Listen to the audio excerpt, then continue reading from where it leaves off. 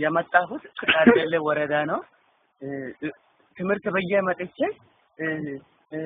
የሆነች ልጅ ወደደችኝና በፍቅር ጣረች እኔ በቃ በፍቅር እሳት ውስጥ ልዛው ሲቃጠል ቆይቼው እሷ ለመጨረሻ ላይ በቃ አልሆንም ማለች እምቢ አለች ካልካለች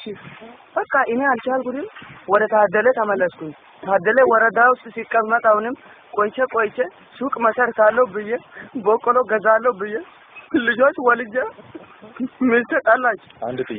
ጥያቄ ጋሽ ባለፈው ስለ ኤድስ ሲማሩ አይተናል እንዴ ነው እዛ ጋር ምን ነበር የምትማሩ ስለምን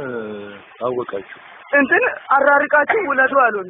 እኔ አንዱን ደቡብ አንዱን እዚህ መጥቼ ወደ አዋሳ አካባቢ ጠጋብዬ እዛ ወለድኩ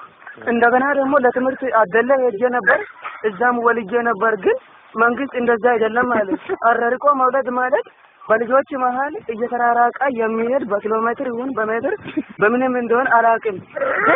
አራርቆ መውለድ በዛ እንደሆነ ይገባኛል ግን ልጆች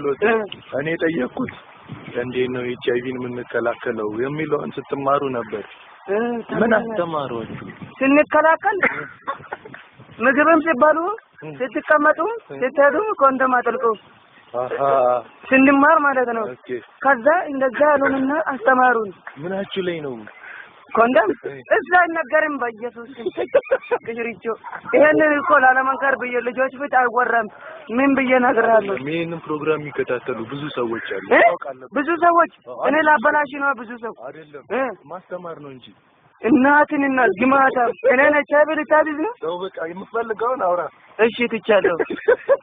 ግን እኔ መጀመሪያም ሚስቴን ወዳት ነበር ከሌላ ሄጄ ልጅ ወዳለሁ ብዬ ወደ ገጠር